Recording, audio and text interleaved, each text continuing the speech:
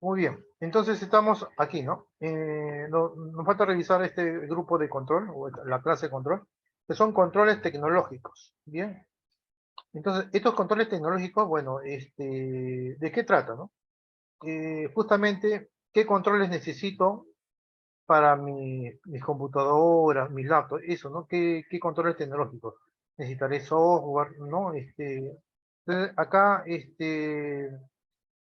vamos a revisar qué necesitamos, ¿no? ¿Qué controles tecnológicos necesitamos para proteger nuestros archivos? ¿Bien? El primer control dice dispositivos de punto final de usuario, hay que protegerlos. Bien, un dispositivo punto final de usuario, por ejemplo, puede ser un smartphone, puede ser una tablet, puede ser un celular, puede ser una computadora, ¿no? Muy bien, entonces necesitamos proteger esos activos. Dice, control. La información almacenada, procesada o accesible a través de los dispositivos finales de los usuarios debe protegerse. Claro, por ejemplo, si yo estoy haciendo una consulta a una aplicación web, ¿no? Estoy realizando un procesamiento, ¿no? Y ese procesamiento está almacenado en mi laptop. Entonces yo debo de proteger esa laptop. Si yo voy a visualizar un reporte, ¿no? También debo de proteger ese reporte, ¿no? Este, Solamente yo lo tengo que mirar nada más. Bien, otras personas no pueden verlo porque yo solamente soy responsable de mi laptop, ¿no? Muy bien, entonces la idea es qué controles necesito proteger en esos puntos finales. Bien, entonces podemos instalar software, ¿no? Acá vamos a ver qué nos dice la guía. Dice, la organización debe establecer una política específica en el tema sobre la configuración. Muy bien. Entonces hay que tiene que estar listo bien configurado nuestros equipos, ¿no? Porque si está mal configurado una laptop donde hay información confidencial, se almacena ahí, entonces es muy fácil que los hackers entren, ¿no? Entren y eh, hagan que ellos nada más tengan acceso a la laptop porque está mal configurado, ¿no? Entonces, ¿cuál es el control acá? El control es que hay que tener bien configurado, bien, bajo estándares, ¿bien? Y el manejo seguro de los dispositivos de punto final. Los puertos USB también es muy probable que estén deshabilitados, como buena recomendación, ¿bien? El envío de los correos posiblemente también tenga limitaciones. Yo no puedo enviar correos a cualquier persona, ¿no? Muy bien. Después dice, el tipo de información y el nivel de clasificación que deben manejar los dispositivos de punto final del usuario, ¿no? Procesar, almacenar o soportar. Bien, o sea, cualquier información, ¿no? Que pueda, a ver, cualquier información que esté almacenada en mi laptop, o en mi laptop se está procesando alguna información, o actúa de soporte, o bien temporal, o definitivo de alguna información, o se está almacenando algo, la idea es protegerlo, ¿bien? Protegerlo contra amenazas malintencionadas, ¿muy bien? El registro de dispositivos de punto final del usuario, requisitos de protección física, ¿no? Restricciones de la instalación del software. Yo no puedo instalar cualquier software, ¿no? No sé por qué, porque si yo instalo, por ejemplo, yo me bajo del wifi, yo me bajo un software y lo instalo en mi laptop donde hay información sensible, es muy probable que yo me baje ese software con amenazas, ¿no? Y más aún, si yo no tengo un nivel de protección en mi laptop, es muy probable que esa amenaza me capture toda la información y me lo desaparezca. ¿Bien? Muy bien, entonces necesito hacer eso. Muy bien. ¿Qué más? Requisitos para el software de dispositivo de punto final de usuario, incluido las versiones de software, o sea, las últimas versiones hay que actualizar en cada laptop, el sistema operativo, de parche, etcétera, ¿no? Y para aplicaciones, actualizaciones, por ejemplo, televisión automática activa. Ese es muy importante. En el sistema operativo en Windows hay una opción, ¿no? Que se llama actualización automática activa. Bien, donde el mismo sistema operativo se está actualizando. Se está actualizando los parches de seguridad. Esa es una muy buena recomendación. Cuando tenemos instalado nuestro Windows, ¿no? Al menos en el sistema operativo Windows, hay que habilitar ahí una opción que es actualización automática, ¿no? ¿Para qué? Para que el mismo software se active con su proveedor y el proveedor le envíe la actualización. Sobre todo la actualización es por tema de seguridad, por lo general. Muy bien. Después, bueno, hay que protegerlo contra malware, ¿no? Que no afecten las laptops contra un borrado que no debe haberse realizado, o sea, un borrado manual, o un borrado, o un bloqueo remoto también, no debe haber eso, son acciones malintencionadas, ¿no? Muy bien, ¿qué más? Ya, después tenemos otro control, derecho de acceso privilegiado. Dice, la asignación y el uso de derechos de acceso privilegiado deben restringirse, eso es muy importante. ¿Quiénes son los que tienen derecho de acceso privilegiado? Los superusuarios. Los superusuarios ellos tienen derecho sobre todos los accesos privilegiados. Pero si yo como superusuario quiero asignar también esos derechos de acceso privilegiado porque me lo ordena mi superior, mi gerente de TI, dice, a esta persona que ha entrado nuevo, dale también derecho de acceso privilegiado. ¿Cuál es acá el objetivo? Es que no todos los derechos de acceso vamos a otorgarle a esa persona nueva, sino de poco en poco, ¿no? Eso es como buena recomendación. Por un tema de seguridad, ¿bien? Entonces la asignación y el uso de derechos de acceso privilegiado deben restringirse y gestionarse, ¿no? Gradualmente hay que darle esos derechos de acceso, ¿bien? Al personal nuevo que actúa también como un administrador alterno, ¿no? Porque en una empresa pueden haber administradores de sistemas, ¿no? Administradores de sistemas operativos, ¿no? Entonces, y también hay administradores alternos también. Entonces, ¿cuál es el fin? El fin es que hay que darle acceso privilegiado a ciertas personas, pero no se le va a dar todos los derechos como si fueran por ejemplo, un gerente de TI o fuera un administrador de sistemas, el dueño de todos los accesos, ¿no? Porque los superusuarios generalmente son los dueños de todos los sistemas, o sea, ellos tienen acceso a todas las aplicaciones. Bien, pero cuando la empresa va a contratar a alguien para que dé soporte y apoyo a los superusuarios, se requiere la empresa puede contratar nuevo personal, pero hay que restringir esos accesos, ¿bien? De frente no hay que darle todos los privilegios, ¿no? Sino gradualmente. Muy bien, restricción de acceso a la información, eso tiene que ver con el punto anterior. La información también tiene que estar limitada, ¿no? Todas las personas no van a tener, digamos, el mismo privilegio o el mismo derecho de acceso a la información. Unos tendrán de acceso de lectura, otros de escritura, otros de eliminación. Entonces, yo tengo que distinguir diferentes tipos de acceso a la información. Y también tengo que, así como distingo o clasifico los accesos a la información, tengo que restringir a un grupo de personas, ¿no? Un grupo de personas solamente van a tener acceso de lectura, otro grupo de personas acceso de escritura, otro grupo de personas acceso de modificación. Entonces tengo que restringir los accesos para un grupo de personas y para ciertos recursos nada más. O sea, eso es lo más recomendable, ¿no? Bien,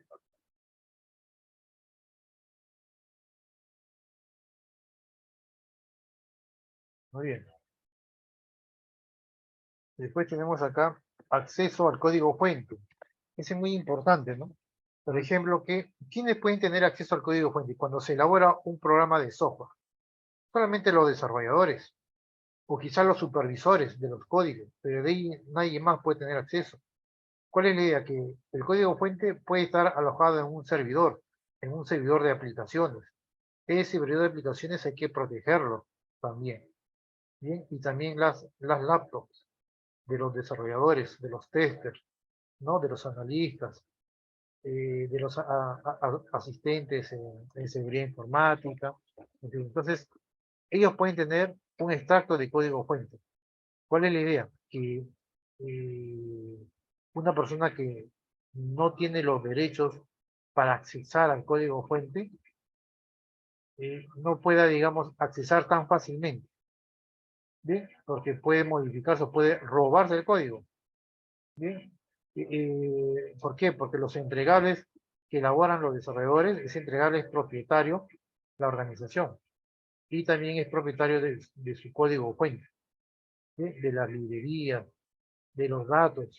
Bien, entonces, eh, acá hay que evitar que personas malintencionadas no puedan ingresar al código fuente por ningún motivo, ¿no? Entonces, hay que instalar también, ¿no? O hay que proteger esas computadoras o esos puntos finales de los dispositivos, ¿no? Dispositivos de punto final, evitar que otras personas ingresen de manera malintencionada, ¿no? Para eso podemos instalar software, tiene que ver también con configuración, tiene que ver con monitoreo constante, ¿no? De qué está haciendo la persona en esa computadora. ¿Sí? La idea es proteger el código fuente de las aplicaciones. ¿Bien? Autenticación segura. Dice, las tecnologías y los procedimientos de autenticación segura deben implementarse en función de las restricciones de acceso a la información y la política específica del tema sobre el control de acceso. O sea, en otras palabras, necesariamente todos deben de tener una autenticación. Cualquier activo que pertenezca a una red interna de la organización debe ser autenticado. ¿Bien? Dentro de la red debe tener un IP, posiblemente, no sé si es un activo de TI, un IP, debe tener una MAC, ¿no? ¿No bien? Entonces las tecnologías y los procedimientos de autenticación segura deben implementarse en función de las restricciones de acceso a la información y a la política específica del tema sobre el control. O sea, en otras palabras, acá tiene que ver con políticas de control de acceso, el tema de autenticación segura. Muy bien, objetivo para garantizar que un usuario o una entidad se autentica de forma segura, ¿no? Cuando se otorga acceso a sistemas, aplicaciones y servicios. Claro, si yo quiero tener acceso a sistemas, aplicaciones y servicios, yo necesito estar autenticado. Necesito tener un ID en la cual la red me pueda reconocer. Y el administrador de sistemas relaciona mi ID con cada, digamos, identificación de cada sistema, aplicación y servicio. Supuestamente cada sistema, aplicación y servicios tiene un identificador dentro de la red. Entonces, si yo soy un, un rol, ¿y quiénes son los recursos? Los sistemas, las aplicaciones, los servicios. Entonces, a mí me tienen que dar acceso como rol a ciertos recursos. Todo tiene que estar bien documentado. Entonces, yo necesito una identificación o una autenticación. ¿Sí? Si no, no me van a brindar los accesos. ¿Sí? ¿Qué más? A ver.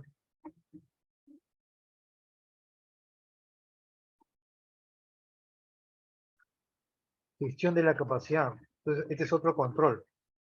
Dice, el uso de los recursos deben monitorearse. O sea, todos los recursos que la organización tiene se deben de monitorear y ajustarse de acuerdo con los requisitos de capacidad actuales y esperados. El tema de capacidad, ¿de qué trata?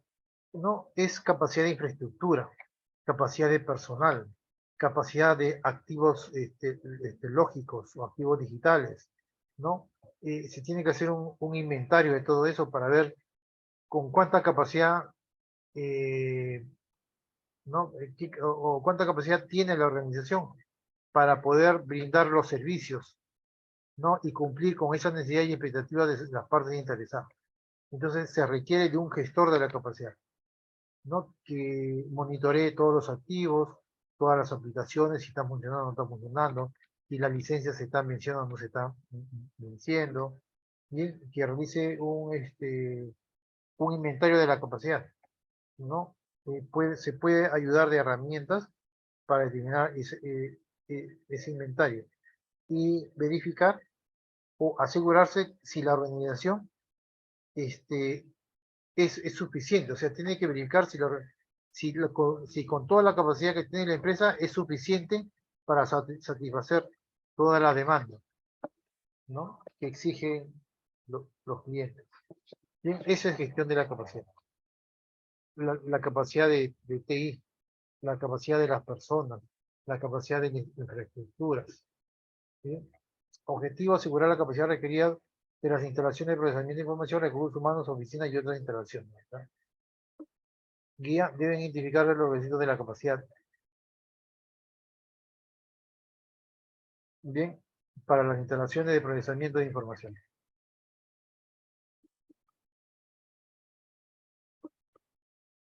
Protección contra el malware, ¿no? El malware es un virus. Es un virus que lo inyecta un atacante, ¿no? Que puede ser una persona, puede ser un bot, ¿no? Ese malware lo inyecta justamente en los servidores, ¿no? Con el fin de denegar el acceso hacia otras personas. Bien, generalmente esa es su función, denegar que nadie tenga acceso a ese servidor. Y por eso ha instalado un malware. ¿Bien? Entonces hay que proteger todos nuestros servidores, nuestras computadoras de los malware a través de antivirus recientes. Y que ese antivirus reciente que nos ha proporcionado un proveedor o en la cual nosotros hemos comprado, tenga también soporte técnico las 24 horas del día y que nos envíen cualquier parche en según información en caso ese activo que le hemos comprado a una organización sufre un ataque, ¿no? Una amenaza, una vulnerabilidad de ese activo y lo trató. Entonces, hay que darnos cuenta, conocer a nuestros proveedores, ¿no? Bien, tenemos que comprarle un antivirus, pero un antivirus de última versión y que tenga bastante documentación, ¿no? Bien, porque si no protegemos nuestros activos contra malware, entonces nos van a robar todo tipo de información, ¿no? Nosotros no sabemos si nos están monitoreando o no. Para nosotros va a ser totalmente muy transparente. Bien, muy bien. Esa es protección contra malware, ¿no? Después, ¿qué más tenemos? Gestión de vulnerabilidades técnicas, eso es muy importante. Esto tiene que ver con tema de pentesting, ¿no? Informe de vulnerabilidad. ¿Quiénes lo realizan? Justamente los éticos, los que realizan esas acciones de ethical hacking, o los famosos hacker éticos. A solicitud del dueño de la empresa, van y hacen un análisis de vulnerabilidades y hacen un análisis de verificación, ¿no? Qué tan fácil es explotable una vulnerabilidad. Y al final hacen un informe, ¿no? Hacen un informe y ese informe le dan a los dueños para que los dueños tomen la decisión de corregir, ¿no? Hay que corregir, hay que mejorar, ¿no? El nivel de protección, porque los hackers éticos pueden haber detectado una falla, ¿no? Algo que no está bien configurado, algo que es fácil de explotar, por ejemplo, ¿no? Es fácil de identificar huellas, vulnerabilidades. Entonces, ¿cuál es la idea? Nosotros debemos de contar con software autorizado de última generación, ¿no? Y con otros controles también. La idea es proteger nuestros activos, ¿bien? Y debemos de proteger justamente esos activos, esos servidores, ¿no? De justamente de los malware, ¿bien? Entonces, para eso nosotros hacemos una gestión de vulnerabilidades técnicas. Tenemos que identificar vulnerabilidades, ¿bien? En todos nuestros activos, ¿no? Entonces, por ahí siempre vamos a encontrar, ¿no? Siempre vamos a encontrar esos hackers éticos que necesitan realizar esa acción, ¿no? Porque lo solicitan las empresas. Entonces, cuando nos hablan de gestión de vulnerabilidades técnicas, se refiere de qué manera la organización tiene la capacidad para poder, digamos, contratar un personal de hacking ético. Hay que tener la capacidad también de implementar esas acciones correctivas que nos indica el hacker ético. Esa es parte de la gestión de vulnerabilidades técnicas. ¿Bien? Se debe obtener información sobre las vulnerabilidades técnicas, ¿no? Estas vulnerabilidades técnicas lo realizan los hacker éticos de los sistemas de información. No quiero saber si están bien protegidos los sistemas de información, porque todo sistema de información o toda aplicación que lo compramos desde el Internet está expuesta a amenazas. Entonces necesitamos ciertos controles, ¿no? Uno de los controles, por ejemplo, es revisión periódica de todos esos sistemas para ver si están bien protegidos o no. Y eso lo hace un hacker ético, ¿sí? Un especialista en seguridad de información. Muy bien. Después,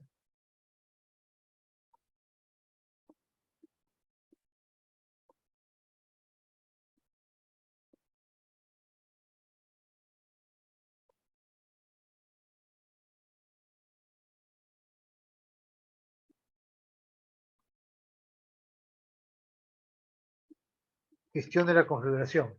Y esto trata de que todos nuestros equipos tienen que estar bien configurados, sobre todo nuestros servidores, ¿no? Si están mal configurados, eso se puede entender como una debilidad del activo.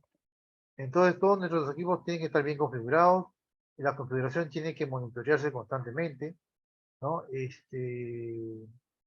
Tiene que contar la organización con documentación de cómo configurarlo para no depender de una sola persona, ¿no? Entonces, tiene que haber alguien que se encarga de la configuración, de la gestión de la configuración. Cada cierto tiempo hay que programar esas acciones de cómo realizar configuraciones a todos los equipos, ¿no? A, a todas las laptops, las impresoras y todo eso. Esa es gestión de la configuración.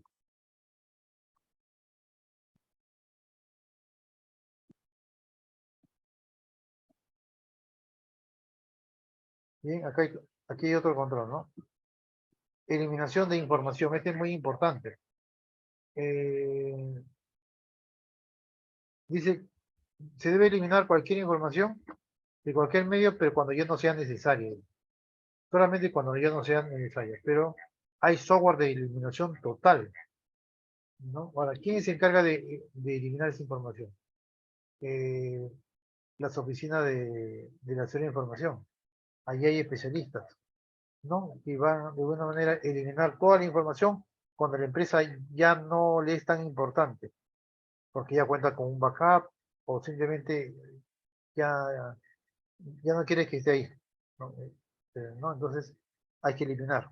Hay que eliminar la información que está alojada en un servidor o en una laptop.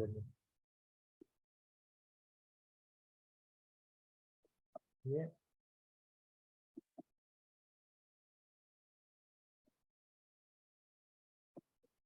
muy bien. ¿Qué más? Enmascaramiento de datos. Esto tiene que ver, digamos, con el tema de cifrados, ¿no? Hay que enmascarar los datos cuando viajan de una red interna a otra red interna, ¿no? Hay que proteger esos datos. Entonces, hay que enmascararlos, ¿no? A través de un software de encriptado, ¿no? Entonces, ese software de encriptado, ¿qué nos va a ayudar? Nos va a ayudar a encriptar toda la información que queremos que se envíe hacia su destino, ¿no? No va en el mercado existen muchos software de encriptación, ¿bien? Mucho software. Hay que seleccionar la más indicada, ¿no? De acuerdo a las necesidades del organismo. Muy bien. ¿Qué más? Prevención de fuga de datos, eso también hay que evitarlo. Por ejemplo, en los dedos, en los puertos USB, en los correos, o cuando alguien imprime, ¿no? Cuando alguien imprime algún documento confidencial, entonces, y después se va esa persona, que está lleno, pasa que alguien tiene que eh, enterarse de eso para que pueda denunciarlo hacia su superior o hacia el comité de seguridad. Bien, esa es prevención de fuga de datos. Hay, hay, hay que prever. Ya existe software de monitoreo, ¿no? En cada laptop. Bien,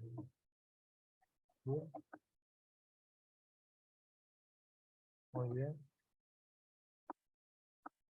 Copia de seguridad de información. Eso es muy importante, ¿no? Hay que tener siempre, contar con alianzas comerciales con otras empresas, ¿no? Para que hagan la custodia de la información. O sea, nosotros que somos empleados de la organización, vamos a realizar las copias de esa información. Es más, todo el personal tiene que realizar una copia de la información. Pero yo como administrador, ¿no? O como asistente de administración de TI, a mí me han encargado de realizar los backups. ¿Bien? Entonces, tengo que realizar esa copia, copia de toda la información. Dice copia de respaldo de la información, software y otros sistemas deben mantenerse y probarse regularmente de acuerdo con una política de respaldo. Bien, muy bien. O sea, tengo que eh, tener una copia de toda la información que he gestionado, ¿no? Sobre las configuraciones, instalación de software. O sea, esa información tiene que almacenarse en algún lugar. Bien. redundancia de las instalaciones de procesamiento de información. A veces se requiere más de un servidor en la organización, ¿no?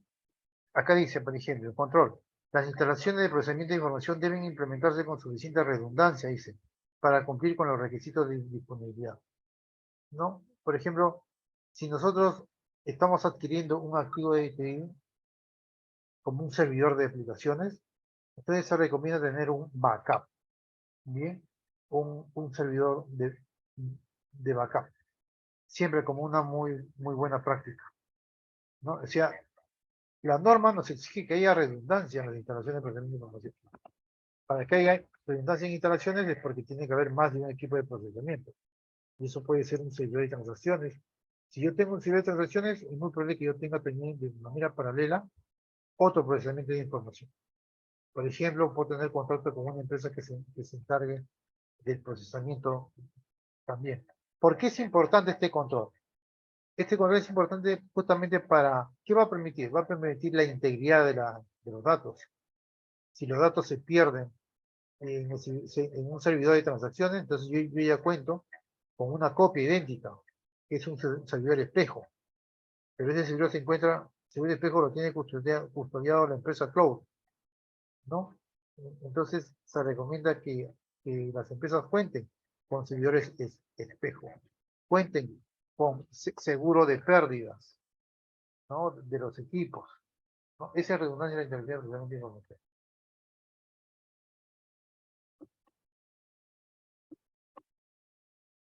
Registro, ¿no? Dice, se deben producir, almacenar, proteger y analizar registros que registren actividades de detección de falla y otros eventos reales. Con el tema de registro es que cualquier evento eh, de registrarse. Cualquier evento que ocurra en una organización debe de registrarse. Más aún, si estamos hablando de servidores, o alguien puede ingresar a ese servidor y hacer manipulaciones. Pero si yo instalo pistas de auditoría, entonces yo ya sé quién ha realizado qué transacción, ¿no? Y yo puedo detectar a un posible hacker en el futuro, ¿no? Porque veo que solamente ingresa él a un servidor de aplicaciones, hace las manipulaciones y todo eso, ¿no? Entonces yo tengo que registrar qué está haciendo esa persona, ¿no? A través de logs de auditoría interna. Bien. ¿Qué más? A ver.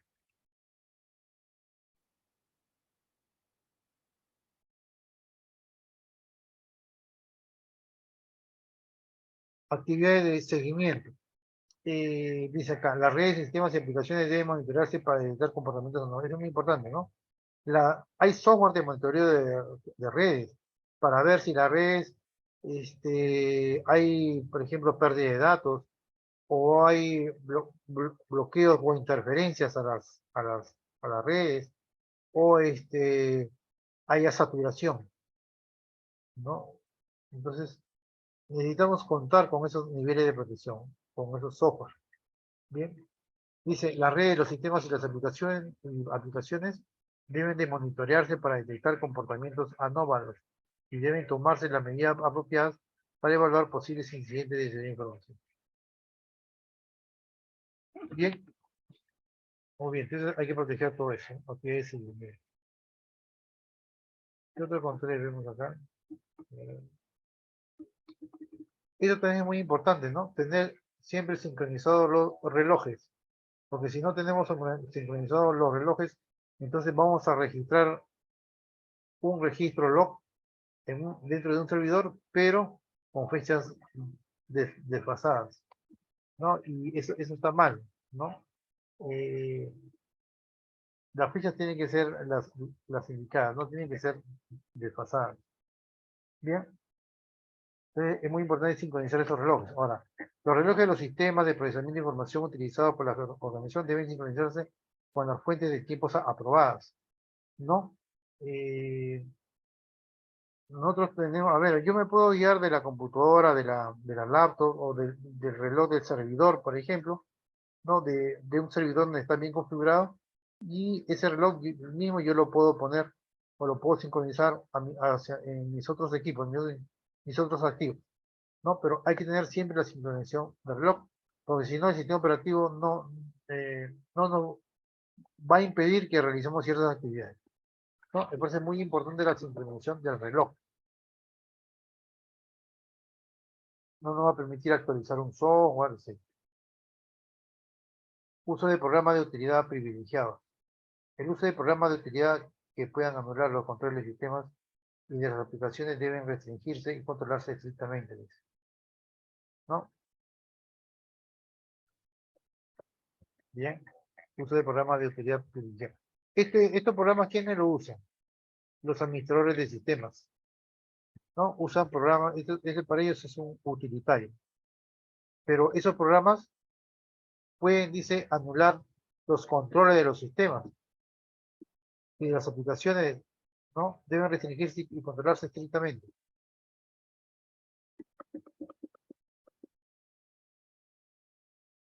Bien, para garantizar que el uso de programas de utilidad no dañe el sistema y los controles de aplicaciones para hacer información. ¿Qué más? Instalaciones de software en sistemas operativos, hay que instalar software de protección, parches en los sistemas operativos, antivirus en los sistemas operativos,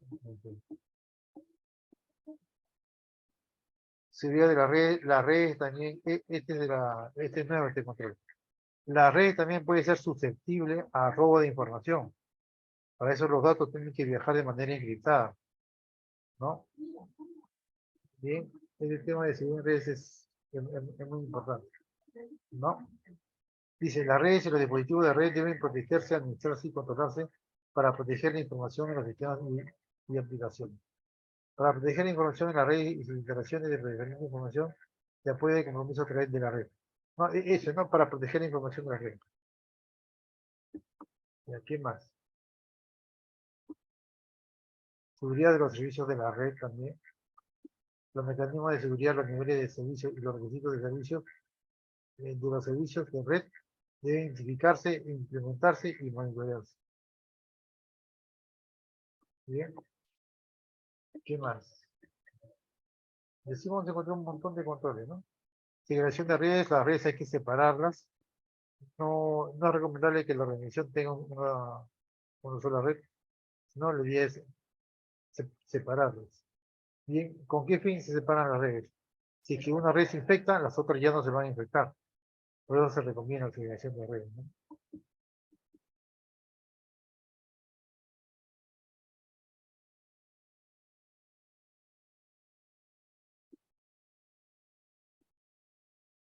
El entrada web también es muy importante. ¿No? El entrada web para las aplicaciones web, ¿no? El acceso a sitios web externos deben administrarse para reducir la exposición a contenido malicioso.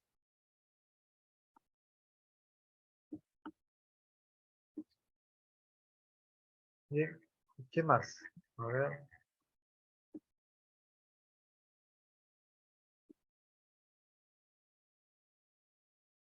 Entrada web, ¿no? Uso de criptografía también es muy importante, ¿no? Tener la criptografía lista.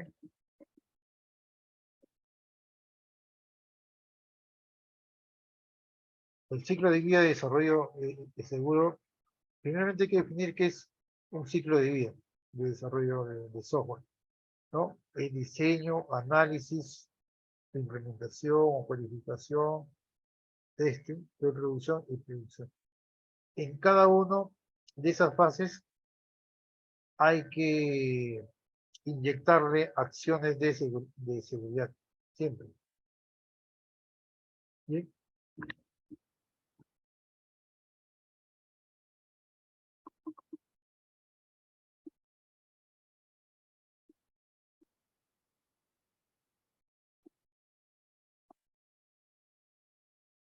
Requisitos de seguridad, de seguridad de las aplicaciones también.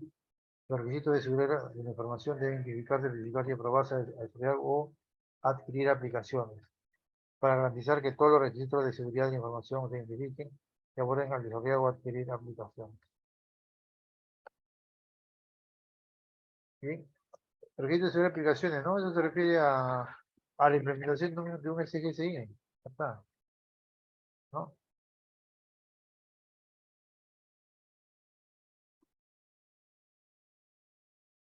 Arquitectura del sistema seguro y principios de ingeniería, ¿no?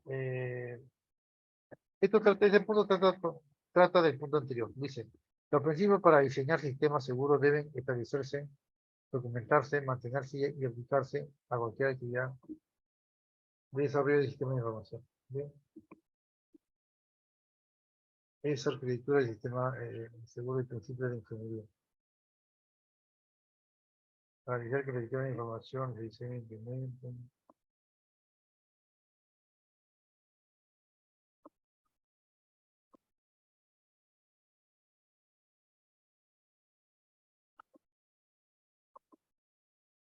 Codificación segura que tiene que ver con el punto anterior. Codificación segura. Prueba de seguridad, desarrollo y aceptación. Claro, en la fase de desarrollo también vamos a tratar ahí actividades, ¿no? Ahí hay actividades de seguridad. En la parte de aceptación también dice, los procesos de prueba de seguridad deben definirse e implementarse en el ciclo de vida del desarrollo. Claro, el tema de seguridad está asociado a requerimientos no funcionales, ¿no? Entonces, el tema de arquitectura, entonces cuando vamos probando nuestras funcionalidades de nuestro software, también hay que hacer pruebas de seguridad de manera paralela, ¿no? Eso es lo que nos indica. ¿Bien? Prueba de seguridad, desarrollo y aceptación. Desarrollo subcontratado. Dice la organización debe dirigir, monitorear y realizar las actividades relacionadas con el desarrollo de sistemas subcontratados. ¿No? Muy bien. Acá dice, cuando se subcontrata el desarrollo del sistema, la organización debe comunicar y acordar los requisitos y expectativas y monitorear y revisar continuamente la entrega de trabajo subcontratado. O sea, si la entrega del trabajo subcontratado cumple con tantas expectativas, deben considerar los siguientes puntos en toda la cadena de suministro. Acuerdo de licencia, prueba de riesgos.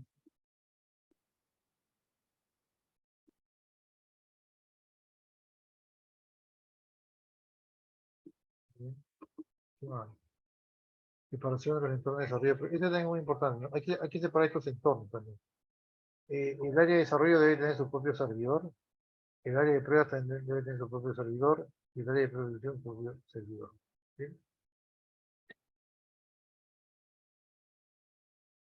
¿Qué más? A ver,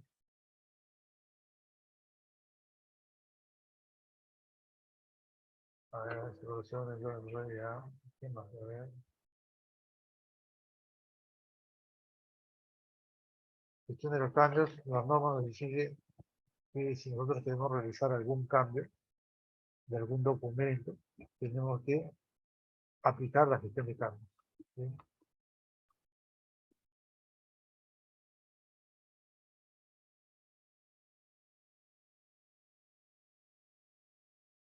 Muy bien, ¿qué más? ¿Qué más? A ver. Revisión de los sistemas de información durante las pruebas de auditoría. También se considera, bueno, cuando realizamos pruebas de auditorías internas, siempre el auditor va a pedir prueba de pentesting, siempre, para verificar justamente que los sistemas de información estén bien protegidos, ¿no? Entonces, ¿quién lo solicita? El auditor del sistema. Quiere todos los informes de pentesting, porque al auditor lo han contratado para verificar cómo están los procesos de servir información. Entonces, él solicita esos documentos, esas pruebas, para verificar si todos los activos de la empresa están bien protegidos o no. Muy bien, esos son todos los controles tecnológicos, ¿no? Y vamos a revisar un poco de vídeo y de ahí vamos a ver las normas, cuáles son los controles obligatorios y cuáles son los controles que no son obligatorios. Bien,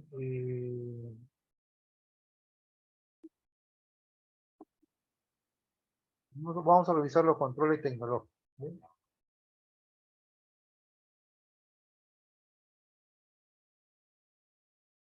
Vamos a ver acá.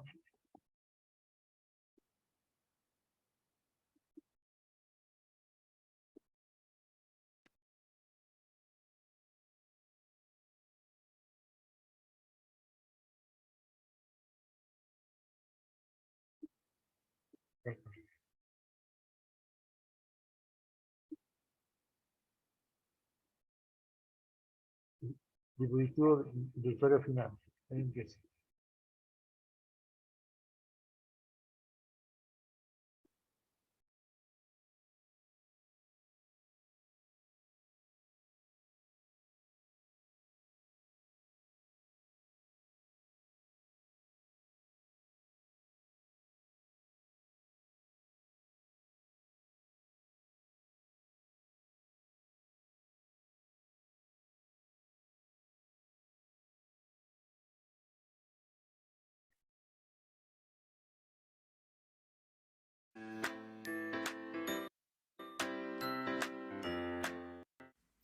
User endpoint devices.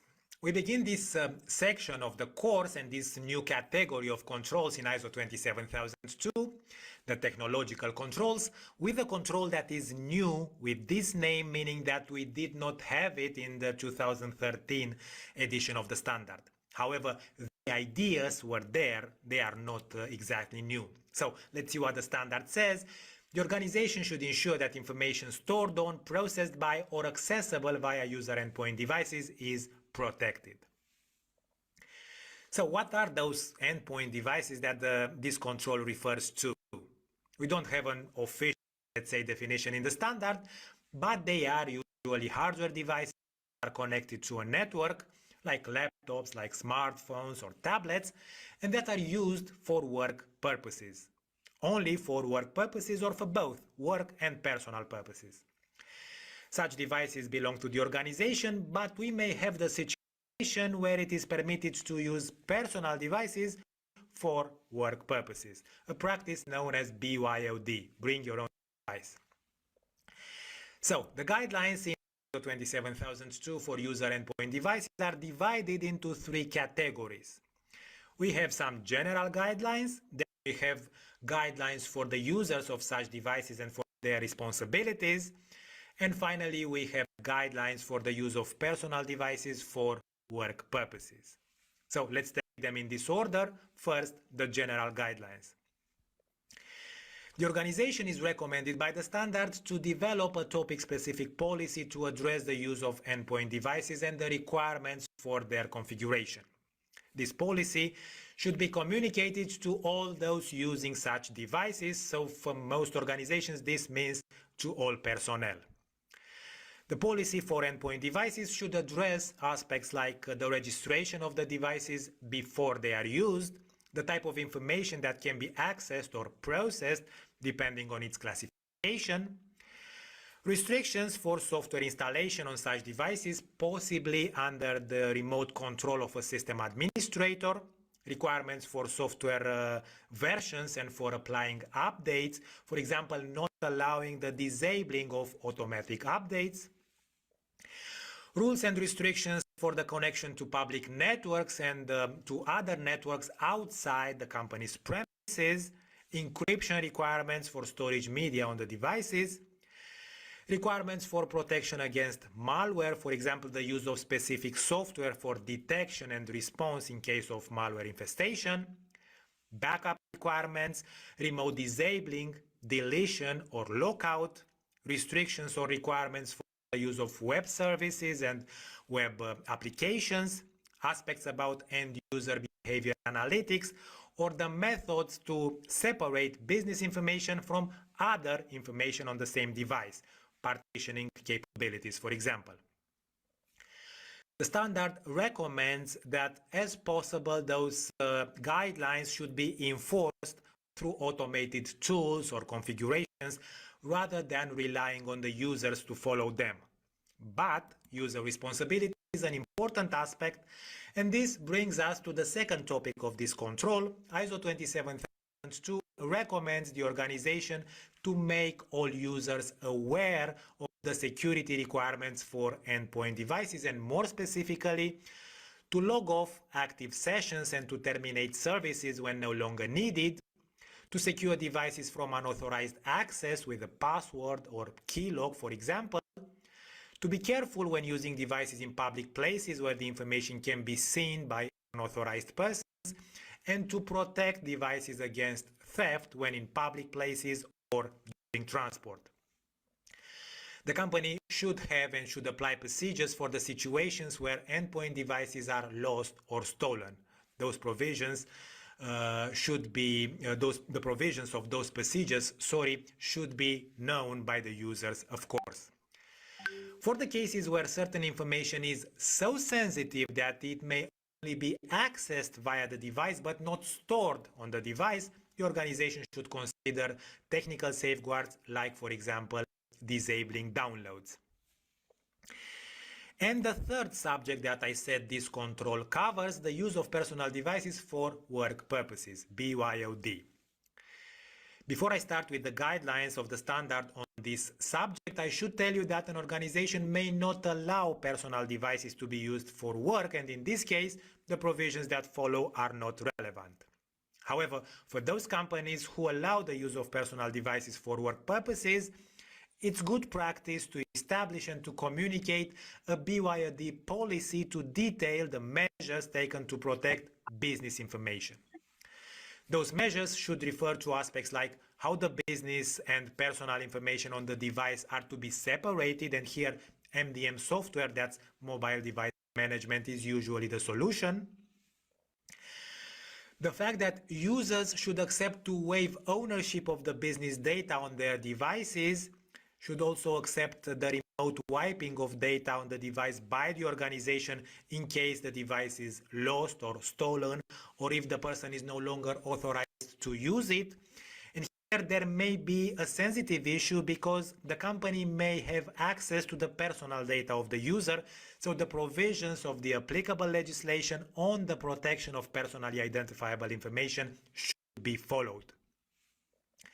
What else to consider when using personal devices for work? For example, software licensing requirements, or how any disputes concerning rights to intellectual property developed on privately owned devices are to be managed, if this is applicable, of course. Users should agree to allow access to their private devices in order for the organization to verify the security of the equipment or in case of an investigation. The connection to wireless networks should also be considered, with restriction possibly or mandatory configurations of wireless connections on the devices, like disabling, for example, vulnerable protocols. As you imagine, the access of users to business information from personal devices should only be allowed after they have understood and they have acknowledged their duties, so what I enumerated before, and this should be communicated clearly by the organization.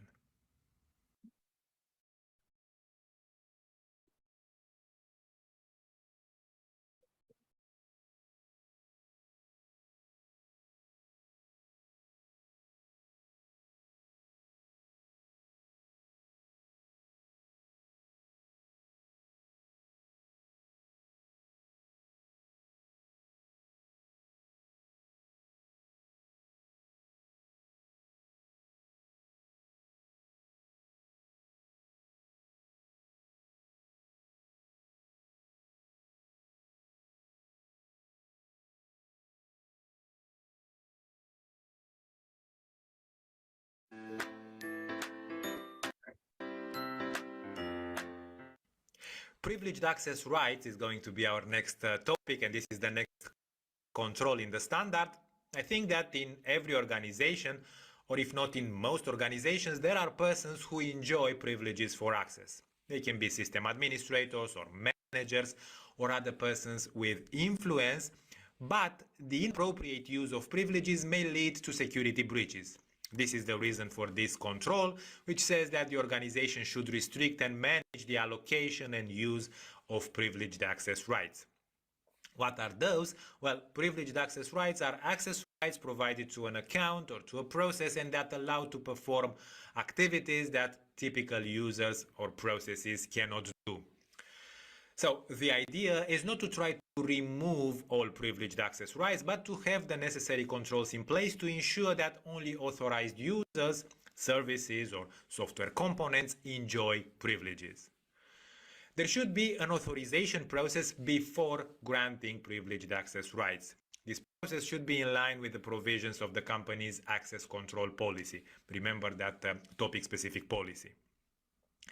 So let's see what the standard recommends to consider. Users should be allocated privileged access rights as needed and if possible on an event-by-event basis. So the recommendation would be to avoid a general allocation of privileges.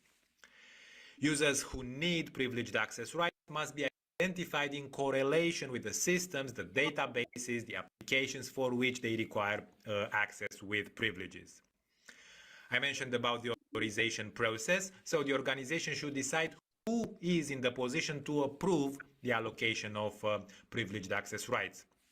Until the authorization process is complete, the access rights should not be granted, and the company should keep a record of all privileges allocated.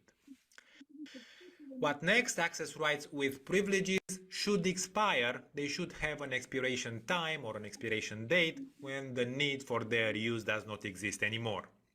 They should only be allocated to individuals who have the necessary competence, and the company should ensure that the users are aware of their privileges and when they are in privileged access mode. For that, the company can use specific user IDs for privileged access mode, specific user interface settings, or even specific equipment. Authentication requirements for privileged access rights can be higher than the normal authentication process. Before doing work in privileged access mode, the user should be required to re-authenticate or to step up authentication. System administrators usually enjoy privileged access, and we have in the standard some guidelines for them. So the organization should avoid sharing or linking identities with privileged or administrator level access rights to multiple persons. Each person should be assigned a separate identity. Next, the standard recommends that identities with privileged or administrator level access rights are used only in order to perform administrative tasks that require the privileges and not for all day-to-day tasks for which a regular ID can be very well used. For emergency situations or when a change to a system or to an application is necessary, there can be a so-called break glass account. This is usually an account that enjoys high privileges and that has the least amount of controls. So it's very important that such an account is kept in secure conditions and few people in the company have access to it. On a regular basis and whenever there are changes in the organization, there should be a review of the users working with privileged access rights to verify if their roles, their responsibilities, duties, and competence still qualify them for the privileges.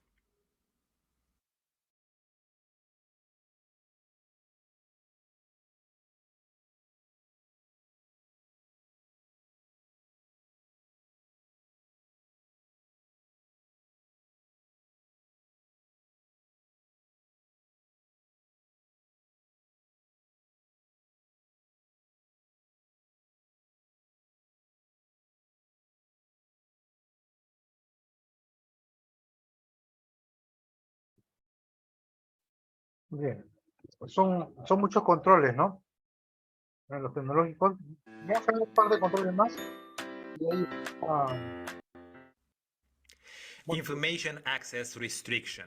This is a security control that is quite generic, as you'll see, and that's because information can exist in many forms, so it would be difficult, very difficult to cover everything. This control goes hand in hand with another one that we have discussed, namely access control. The idea is that the organization should restrict access to information and to other associated assets in accordance with its topic-specific policy on access control. The purpose for this control is obvious: to allow only authorized access and to prevent unauthorized access to information. The standard says that the organization should implement restrictions for the access to information and to associated assets, restrictions that should be in relation with the company's business needs. And we have some guidelines in ISO 27002, so let's see. Information that is sensitive in terms of confidentiality should not be accessible to unknown user identities or anonymously. The access to information should be controlled with configuration mechanisms, and there should be a clear identification of which user identities have access to which information and what this access is about, meaning read, write, delete, or execute. The standard discusses then about dynamic access management techniques that offer more control to an organization to protect high-value information based on a set of criteria, and in most cases without any intervention from an administrator. For example, a user may be allowed to access a resource from his office computer, but not from his smartphone. He can access it only during a specific time frame. He may be allowed to access the resource only if the device meets some specified security requirements, and so on. A user's permissions will change automatically if his role or his job in the company change. Dynamic access management is usually part of a server's operating system. It can help protect information with encryption. It will require authentication or a certificate to access the data. It will record who accesses the information and how it is used. And it can also raise alerts if it detects attempts to misuse the information. It can also help protect information that is shared with parties outside the company. So, as you see, the guidelines in the standard are not very specific, as I was saying in the beginning, but if there will be an audit of the ISMS, so this would be an audit on ISO 27001, normally the auditor will want to understand what are the measures taken by the organization to restrict the access to information only to those who are authorized.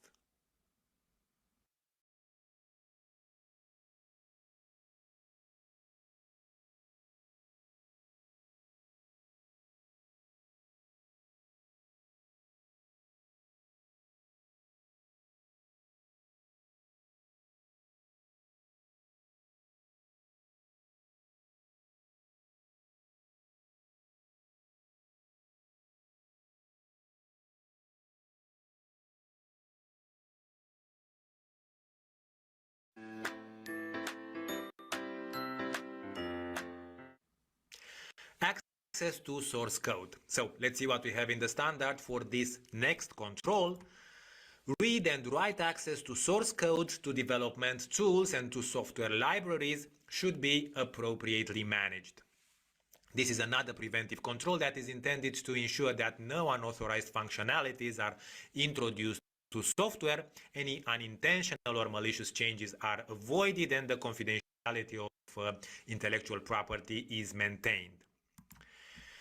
The access to source code and to development tools should be strictly controlled by the company. ISO 27002 recommends the use of source code management systems for controlled central storage. The access to source code will differ depending on the person's role in the organization. For example, read access can be available broadly, while write access can be restricted only to privileged personnel or designated owners. In case open source code or third-party code components are used by the company, read access to such code repositories can be open to anyone, but ISO 27002 recommends that write access should still be restricted. We have some guidelines in the standard for controlling the access to program source libraries. So let's see, the company should establish procedures for managing the access to program source code and program source code libraries.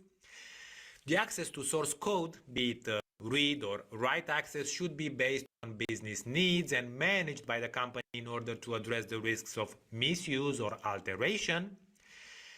Next, ISO 27002 recommends granting access to developers to the source code repositories through developer tools that control activities and authorizations instead of direct access to the source code repositories.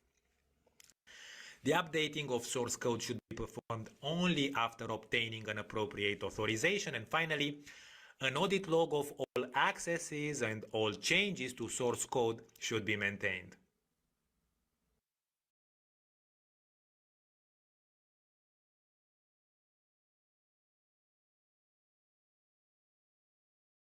A ver, vamos a ver uno más y de ahí vamos a revisar los controles obligatorios de cada norma.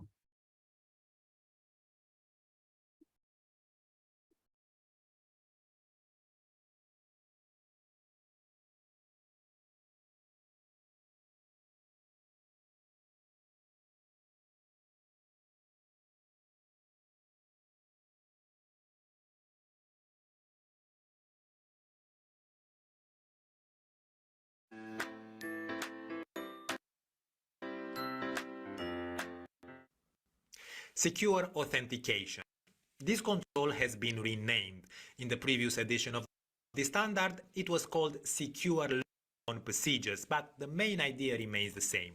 The organization should implement secure authentication technologies and procedures based on information access restrictions and on the access control policy, meaning the topic-specific policy on access control. So, a user or an entity who wants to access specific information should be properly authenticated before the access is granted. This is common sense. The strength of the authentication should be correlated with the classification of the information to be accessed.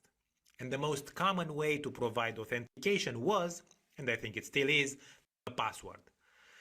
However, passwords may not be enough, and especially for critical information systems, the organization should use multi-factor authentication. Multi-factor requires at least two pieces of information, two pieces of evidence to authenticate a user. For example, something that the user, the person, knows, like a password, something that the person has, like a token or a smartphone, and maybe something that the person is, like a fingerprint, retina pattern, voice or face.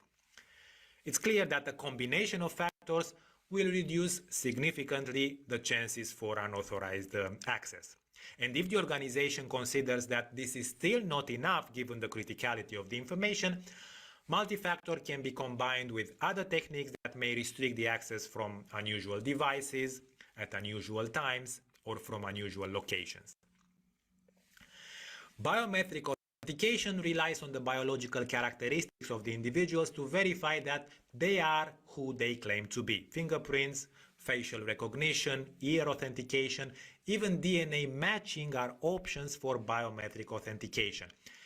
However, the standard recommends to have at least one alternative authentication technique because biometric authentication may not work in all conditions. Think about factors like moisture or aging, for example. Of course, this depends on the type of biometrics used for identification. The procedure for logging onto a system or an application should be designed to disclose the minimum information about the system or the application and to avoid providing any unnecessary assistance that may help an unauthorized user. And we have some guidelines in ISO 27002 for the logon procedures and technologies. So let's see what the standard says, some of those guidelines.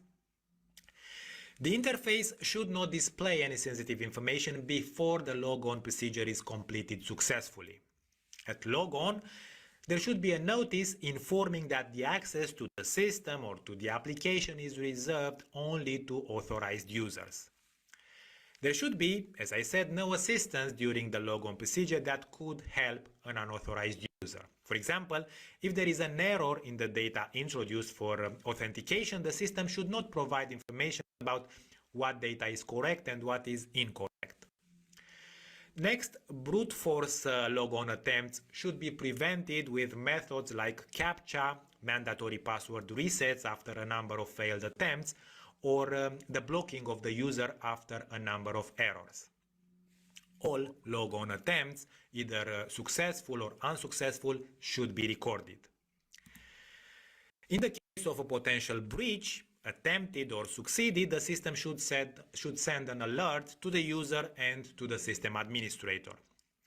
The validation of the logon information should be done only when all the input data has been introduced. On the completion of a successful logon, the system should provide information about the date and the time of the previous successful logon and details of any unsuccessful logon attempts, if any, since the last successful logon. Passwords should not be transmitted in clear text over a network. Inactive sessions should be terminated automatically after a period of inactivity, especially in high-risk locations that are usually outside the premises of the company. And finally, for high-risk applications and systems, the organization may decide to restrict the connection duration time in order to limit the window of opportunity for unauthorized access. Bien, vamos a revisar. Vamos a revisar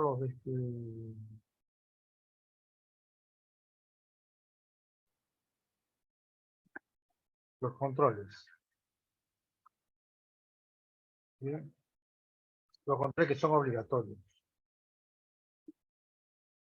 Entonces, un ratito vamos a revisar la ISO 27001-2013 primero.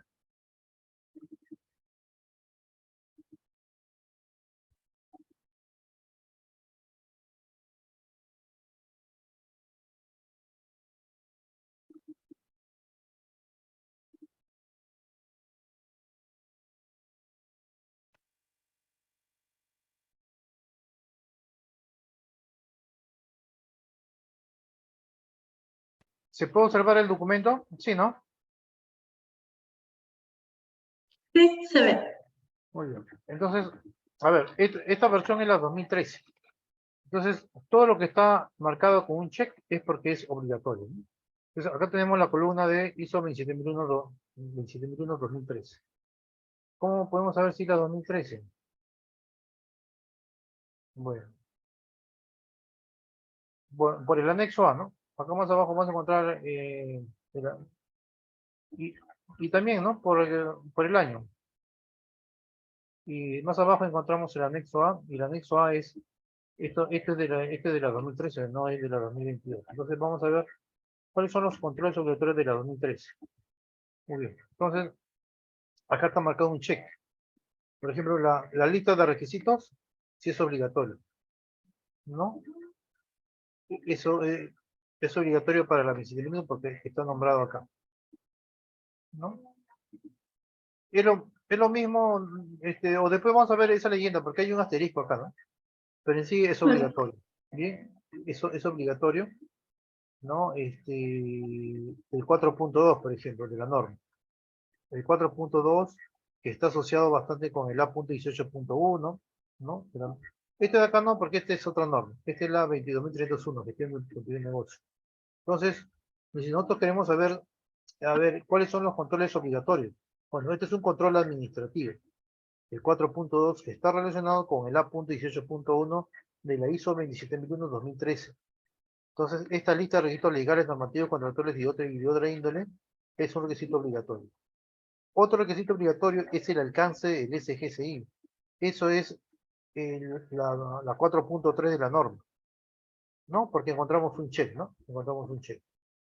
No, acá está. Después tenemos la política de seguridad de información, también es obligatoria. Lo encontramos en el 5.2 y también en el 5.3. Bien, está bastante relacionado, ¿no? 5.2, 5.3 está bastante relacionado. ¿Bien? Muy bien.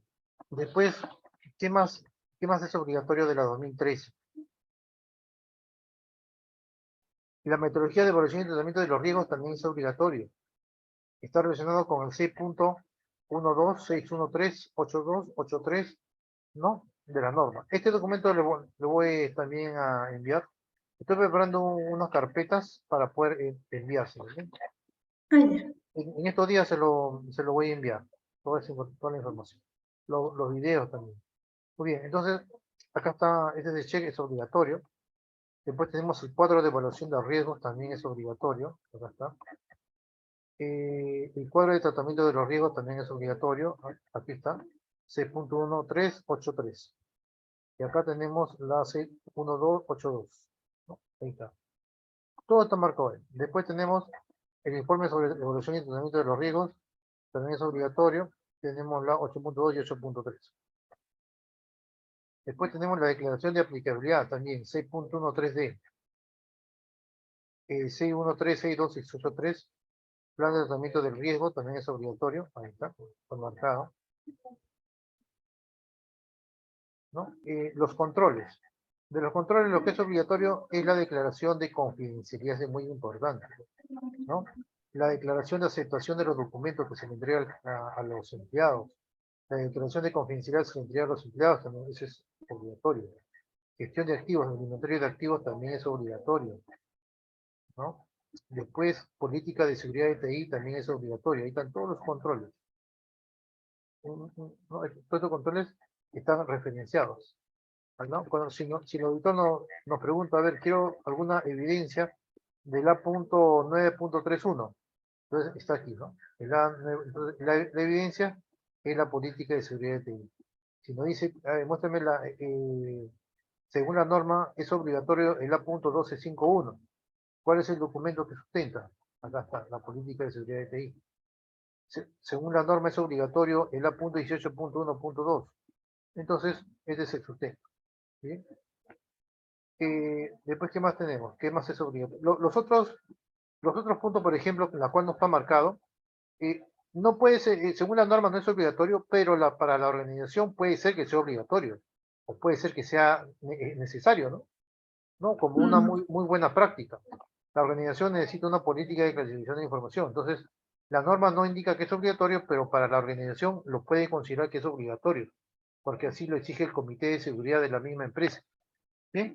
O sea, no todo lo que la norma nos exige, nosotros vamos a hacer caso, ¿no? Todo lo que nos exige. Pero si queremos certificarnos y acreditarnos, sí tenemos que cumplir con lo que está marcado. Pero si queremos implementar un SGCI, no necesariamente vamos a cumplir con lo que está marcado, sino lo que nosotros creamos conveniente. ¿Bien? Entonces, la política de clasificación no es obligatorio, pero la empresa lo puede desarrollar. Ahí está. La política de control de acceso sí es obligatorio. Ahí están los controles, ¿no? Asociados. Después, ¿qué más es obligatorio? La política de claves, hay muchas organizaciones que implementan su política de clave, a pesar que no es obligatorio, pero sí lo implementan. Hay algunas también he visto que implementan su política de criptografía. No es obligatorio porque no es obligatorio para todos, pero hay empresas que sí lo usan, ¿no? La SUNAT, por ejemplo, acá en Perú, o varias empresas, cuando quieren enviar información entre redes, entre subredes, o entre sus oficinas externas, también, ¿no? Utilizan política de encriptado. Seguridad física y ambiental no es obligatorio. Pero la seguridad física es muy importante, ¿no? El tema de pantalla y escritorio limpio, sí he visto que lo hacen varias empresas, los elaboran y les hacen firmar a todo el personal, a cada uno. Entonces ellos lo toman como obligatorio. Entonces ya va a quedar a decisión de cada empresa, ¿no? Esos requerimientos que no son exigibles por la norma, si van a ser obligatorios o no por cada organización. La política de eliminación y destrucción también es opcional, pero las empresas sí lo toman en cuenta. Cuando ellos necesitan eliminar información, ¿no? Porque nadie vea esa información, ¿no? Nadie pueda hacer uso de esa información. ¿Por qué? Porque la empresa ya dejó de tener relaciones contractuales con un proveedor que le provee equipos y computadoras. Entonces le va a devolver esos equipos, pero tiene que devolverle sin nada de información, limpio, ¿no? Muy bien. Procedimiento de seguridad para el departamento de TI también es obligatorio, ¿no? La política de desarrollo seguro, las especificaciones de requisitos del sistema de información, la política de seguridad para proveedores, las cláusulas de seguridad para proveedores y socios, procedimientos para gestión de incidentes, ¿no? Muy bien. ¿Qué más es obligatorio? El plan de recuperación ante desastres, también es obligatorio. El plan de formación y concientización. el programa anual de auditoría interna, el informe de auditoría interna, informe de medición, acta de revisión por la dirección, el formulario de acciones correctivas. Muy bien. Entonces, ¿qué significa este asterisco? Dice, los documentos detallados solamente son obligatorios si los controles correspondientes están señalados como aplicables, ¿no? Ya, esa es la diferencia, ¿no? Si es que está incluido, por ejemplo, esto que está acá, que no tiene asterisco, sí es obligatorio, pero lo que tiene un asterisco está condicionado. Por ejemplo, este de aquí, el apéndice 6, plan de recuperación de desastre, es condicional. Si es que yo, después de haber hecho un análisis de gestión de riesgos, me da como resultado mi SOA, mi declaración de aplicabilidad, de este documento es obligatorio, entonces sí lo considero, ¿no? Pero está condicionado. Puede ser obligatorio para la empresa como no puede ser obligatorio para la empresa. ¿Qué se necesita? Hacer un análisis y, ¿no? El comité tiene que analizar si realmente este control, el plan de recuperación ante desastre, va a ser parte de mi SOA. Si es parte de mi SOA, porque la organización lo requiere, entonces lo va a considerar. Si no es importante, no lo requiere la organización, entonces no lo considero, no es obligatorio. ¿Sí? Entonces, estos documentos que están marcados son obligatorios según la 26.1/2013. Controles técnicos y controles administrativos. ¿Bien? Ahora vamos a ver la 2022. ¿No? Entonces vamos a ver la misma norma. ¿Cómo podemos analizar cuáles son obligatorios y cuáles no? ¿No? Entonces vamos a ver la norma. Bien. Esta norma yo he accesado a través de acá. Entonces vamos a descargarlo. Esta norma también le voy a proporcionar. Esta norma viene de ejemplo. Entonces vamos a alojarlo ya una vez acá en la carpetita. A ver, comunicaciones, 25.001. Y indicador, materiales de referencia. Y vamos a poner acá norma, ¿no? Norma ISO, por acá ya ven. Norma ISO. Ya. Norma ISO que tenemos la Constitución de 2022. Lo voy acá en español. En español. ¿Bien? Listo. Entonces, vamos a ver ese archivo. Y en todo palabrita donde dice debe, es porque es obligatorio. ¿Bien? Por ejemplo, acá está. ¿No? Entonces vamos a revisar los controles administrativos primero. Muy bien. Esta es la norma. Nos vamos a guiar a partir del numeral 4, porque ahí empieza la, los controles, ¿no?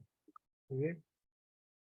Ya, entonces ahí, por ejemplo, si nosotros hacemos una búsqueda y decimos la palabra debe, encontramos 161 debes. Bien, 161 debes. Entonces, este debe que hemos visto, bueno, este de generalidades. Vamos a ver vamos a buscar acá otro debe, ese de contexto. Entonces, el 4.1 es obligatorio, porque acá dice debe, ¿no? La organización debe determinar las cuestiones externas e internas. Entonces, ¿qué quiere decir este debe? Que nosotros debemos de tener un documento, la cual le indique cuáles son esas cuestiones externas o internas que están relacionadas con la organización. Habíamos indicado que cuestiones externas eran riesgos externos, ¿no? Y era también requisitos, ¿no? Era riesgos internos y partes interesadas externas, ¿no? En un documento debemos de contemplar toda esa información. Y las cuestiones internas eran partes interesadas internas y riesgos internos. Bien, cuando hablamos de contexto interno, también nos estamos refiriendo a la misma organización, a su estructura, sus procesos, sus valores, sus virtudes, ¿no? Sus buenas prácticas, eso es también algo interno. Objetivos de la organización, su misión, su visión, el plan estratégico. Supuestamente esa información ya lo tiene la empresa. Acá solamente tenemos que solicitarlo para decir que va a ser parte de del numeral 4.1. ¿Bien? Dice acá nosotros podemos emplear la ISO 31000 para documentar esto. La ISO 31000 2018 solamente lo vamos a emplear para el tema de gestión de riesgos externos y riesgos internos. Y también podemos usar FODA, ¿no? Como herramientas para poder documentar este punto, el 4.1. ¿Bien? ¿Qué más? El 4.2 no es obligatorio, dice, pero las organizaciones lo consideran ahí, ¿no? A ver, ¿qué más? No, ¿qué más es obligatorio? A ver, vamos a ver. El 4.2 sí es obligatorio, acá dice. El 4.2 es el debe, convenciones y estos son los requisitos. Esto sí es obligatorio porque todo fin del SGCI es justamente ayudar a cumplir estas necesidades y expectativas, ¿no? Entonces, si es requisitos. Necesitamos una metodología de gestión de requisitos y necesitamos una hoja para poder registrar todos los requisitos. Ese es el sistema. ¿Bien? ¿Qué más? El 4.3 también es obligatorio. Acá hay que conocer, primeramente, los procesos de la organización, ¿no? La cual la organización cree conveniente que ahí debe ser parte del alcance. Generalmente son procesos críticos. Y después hay que identificar los activos que dan soporte a los procesos de negocio. Hay que conocer físicamente dónde se va a realizar o dónde físicamente están ubicados los procesos de negocio y los activos, ¿no? Por ejemplo, la Coca-Cola es una transnacional. Hay que ver dónde exactamente nosotros tenemos que identificar cuál va a ser el alcance, o sea, físicamente dónde se va a llevar a cabo, ¿no? El inventario de los activos, identificación de los procesos, vamos a entrevistarnos con el personal del core de negocio, ¿entendés? Necesitamos saber físicamente dónde es. Ese es el 4.3, parte del alcance. Después, ¿qué más? El 4.4 también es obligatorio. El sistema de gestión de información. ¿Esto cómo se sustenta? Con un correo. Un correo simple nada más.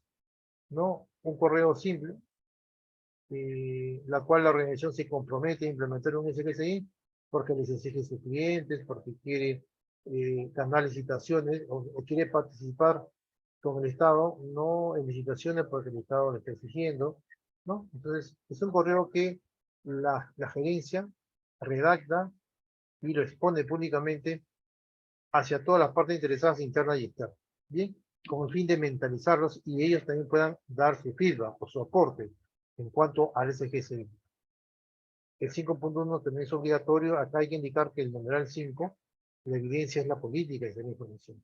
Dentro de la política de la información, ahí van a estar las directivas o las directrices que el gerente general tiene que cumplir. ¿Bien? 5.2 es obligatorio. El 5.3 también, claro, porque el 5.1, 5.2 y 5.3 lo iniciamos con una política de seguridad de información. El 6 también, el 6.1 son generalidades, ¿no? Hay que acá considerar cuáles son esas cuestiones, el 4.1, el requisito mencionado, claro. ¿Qué quiere decir? Que es obligatorio, ¿no? Yo para poder desarrollar el numeral 6 tengo que desarrollar el 4.1 y el 4.2, primero, ¿no?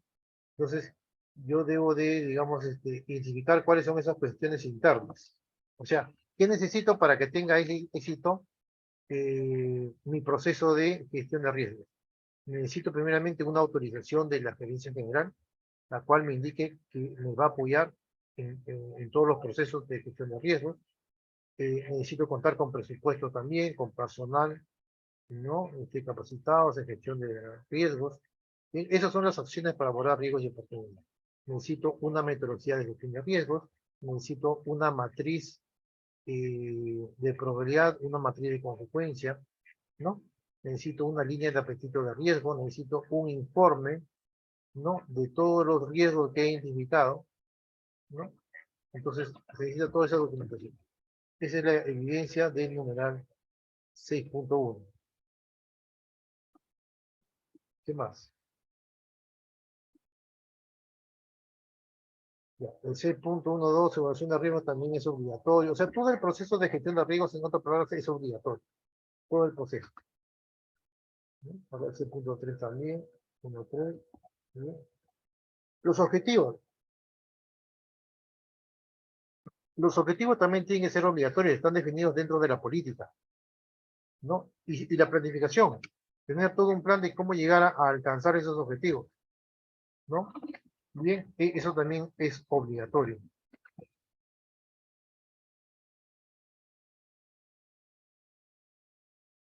Los recursos también es obligatorio, la competencia también es obligatoria, en fin, la comunicación, la información documentada. Bien.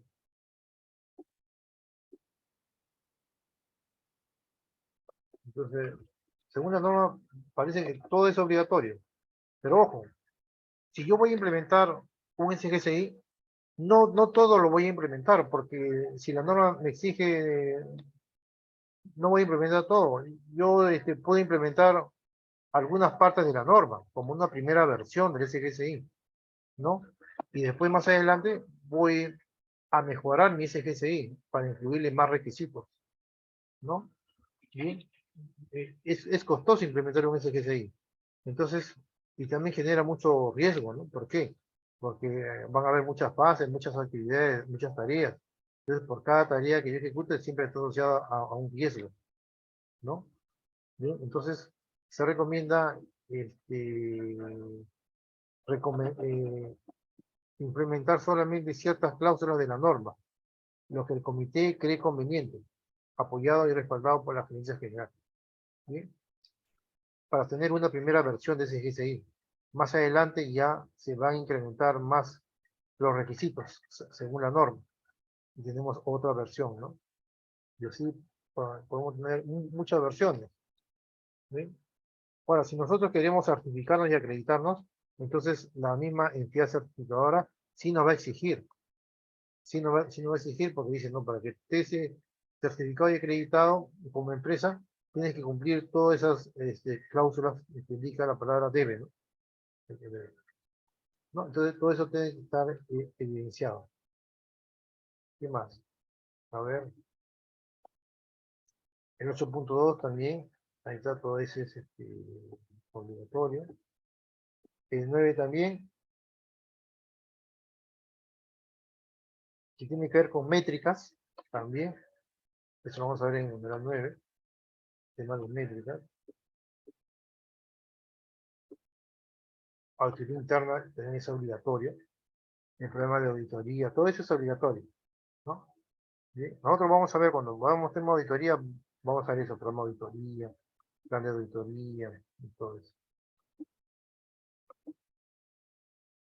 Revisión por revisión también es obligatorio porque la organización tiene que revisar el informe de auditorías, el informe de métrica, tiene que dar su punto de vista. El gerente general no debe de confiar tanto en las personas, ni en los consultores tampoco. O sea, tiene que tener su propio criterio de evaluador, la alta dirección. ¿Bien?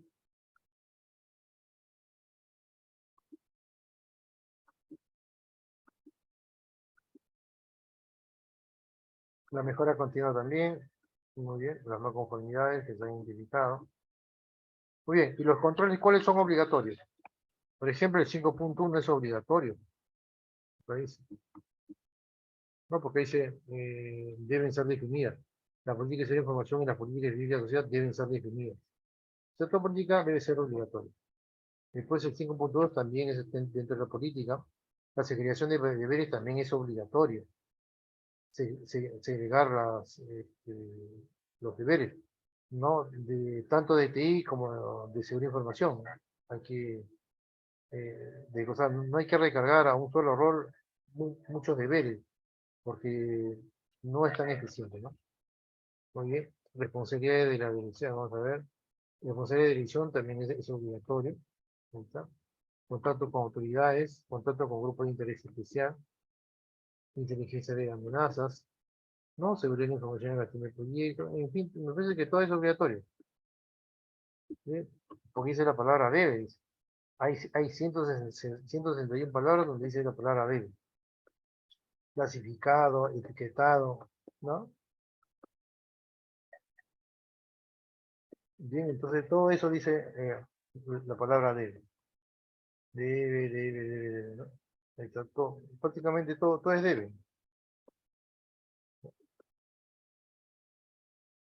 Ahora, como había indicado, no todo yo voy a implementar, no todo lo que dice debe voy a implementar. ¿Por qué?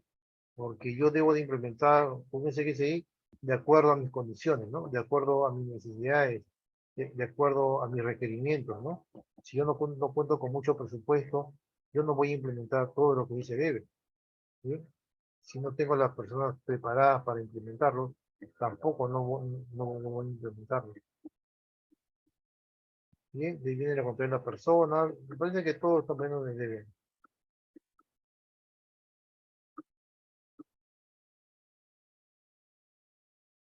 Es que lo que pasa es que al surgir muchas amenazas cada año, entonces me parece que la norma se ha vuelto muy exigible, la 21.001/2022, ¿no? Entonces, por tal motivo, está poniendo todo debe, ¿sí? Para que sea obligatorio, para que la empresa se comprometa y se esfuerce en implementar estos controles. Prácticamente son todos los controles, ¿sí? Todos los controles son.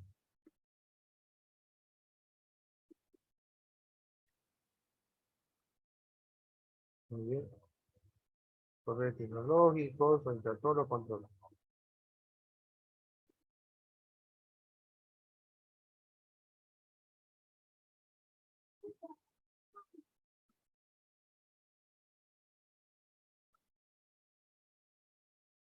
Muy bien. Entonces, esa es la norma 27.001/2022. Bien. También le voy a proporcionar esta norma. Bien. Muy bien. Entonces, mañana vamos a ver otros controles, los controles de COVID. Bien. Ya. O los controles del Visa. Ahí voy a ver, me parece que van los controles del Visa o del COVID. Voy a ver, pero mañana quiero otro grupo de controles. Listo. Entonces nos vemos el día de mañana. Ok, gracias. Que estén bien. Muchas gracias. Chao, chao.